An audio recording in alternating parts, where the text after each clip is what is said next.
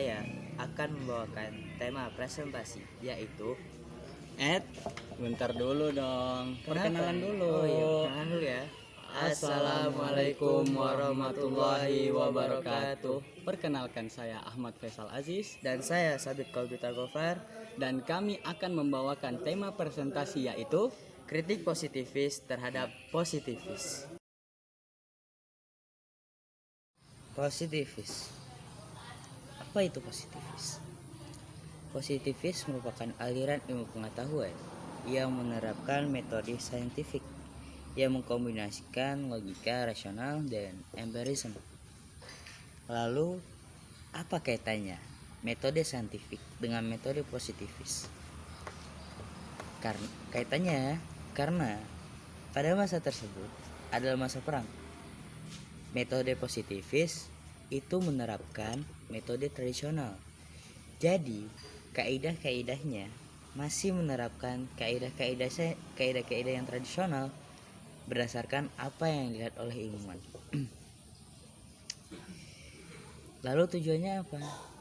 Tujuannya adalah untuk memisahkan fakta dari nilai yang mencapai presisi yang matematis. Dan lalu, apa post positivis?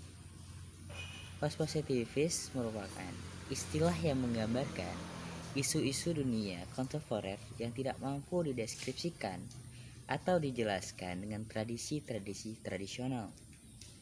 Post-positivis hadir sebagai kritik terhadap tradisi keilmuan yang telah mapan, baik secara metodologis maupun isu-isu yang substansial.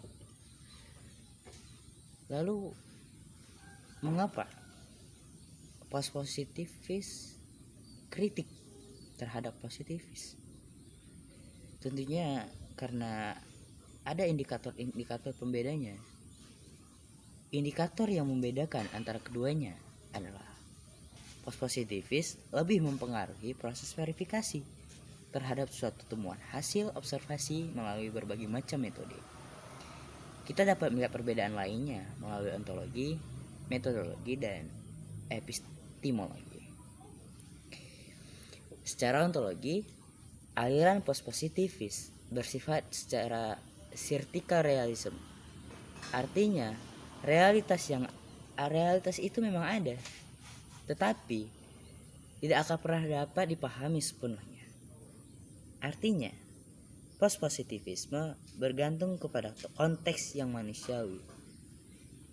Sedangkan positivis bersifat nyata, artinya realita mempunyai keberadaan sendiri dan diatur oleh hukum-hukum alam. Secara metodologi, post-positivis experimental manipulative modification, artinya menekankan sifat ganda yang kritis memperbaiki ketidakseimbangan dengan melakukan penelitian dalam latar yang alamiah, yang lebih banyak menggunakan metode-metode kualitatif, lebih tergantung pada teori grounded, dan memperlihatkan upaya reintroduction, penemuan dalam penelitian.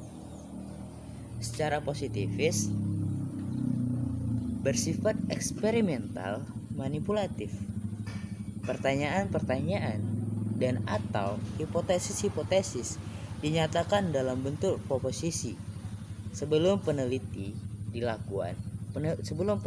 dilakukan dan uji secara empiris falsifikasi dengan kondisi yang terkontrol secara cermat. Lalu secara epistemologi, post-positivis merupakan objektivis modifikasi, artinya objektivitas tetapi merupakan pengaturan regulator yang ideal. Namun objektivitas hanya dapat diperkirakan dengan penekanan khusus pada penjaga eksternal seperti tradisi dan komunitas yang kritis. Epistemologi secara positivis dualis objektif adalah kemungkinan dan esensial bagi peneliti untuk mengambil jarak dan bersikap secara tidak melakukan interaksi dengan objek yang diteliti. Nilai, faktor bias, dan faktor yang mempengaruhi lainnya secara otomatis tidak mempengaruhi studi. Berikut ada beberapa tokoh yang kritik terhadap positivis. Yang pertama, Thomas S. Kuhn, 1922 hingga 1996. Kuhn mendeskripsikan tentang perubahan atau perkembangan ilmu pengetahuan dalam bukunya The Structure of Scientific Revolution. Menurutnya, ilmu pengetahuan memiliki kemungkinan untuk berubah dan berkembang seiring dengan munculnya fakta-fakta baru, koreksi-koreksi, atau bahkan kritik terkait fenomena masa lalu. Dalam perkembangan ilmu pengetahuan yang baik, ada unsur paradigma. Paradigma atau kerangka pemahaman, kerangka berpikir, sudut pandang mempengaruhi cara kita dalam melakukan observasi dan memahami dunia sekitar kita. Thomas Kuhn tidak memungkiri empirisisme,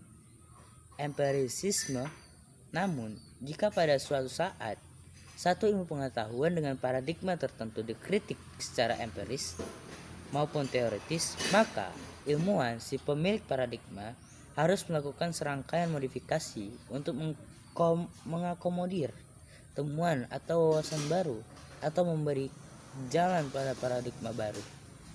Dan saya akan melanjutkan pemaparan materi dari teman saya, yaitu Sabit Colby. Menurut Karl Popper, tahun 1902 sampai dengan 1994, ia memiliki asumsi bahwasanya ia menolak asumsi positivis bahwa ilmu pengetahuan dapat dideduksi menjadi sistem atau metode yang formal dan logis. Popper berasumsi bahwa untuk menjadi saintifik, sebuah klaim atau dalil harus dinyatakan dalam bentuk yang dapat dipalsukan menurut unsur falsiability. Falsiability atau kepalsuan maksudnya adalah jika suatu proposisi dalam kurung dalil salah, maka harus dimungkinkan secara empiris untuk menunjukkan bahwa proposisi itu salah.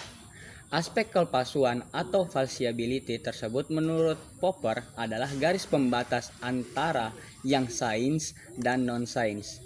Jika suatu teori tidak sesuai dengan suatu observasi empiris tertentu, maka ia saintifik. Sebaliknya, jika ia justru konsisten dengan segala bentuk observasi yang memungkinkan, maka ia tidak saintifik. According to Richard Ashley, to Neorism, the review will be done by Group 1 and Group 3. They must review what Ashley criticized about Neorism, write the question regarding the topic.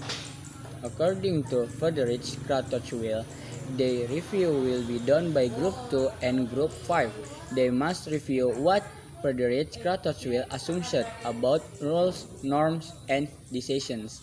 Write the question regarding the topic.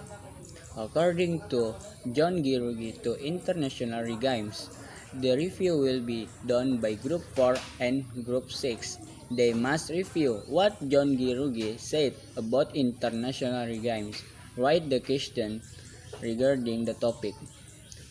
Mereka mengkritik positivis yang dianggap terlalu fokus berupaya untuk menjelaskan fenomena dunia dan hubungan internasional secara saintifik.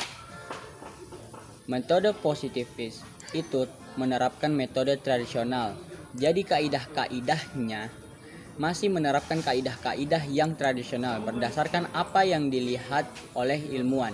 Kelemahan positivis menurut post-positivis adalah karena dia melihat dari fakta positivis cenderung terlalu menjelaskan yang dimana semuanya diukur sama.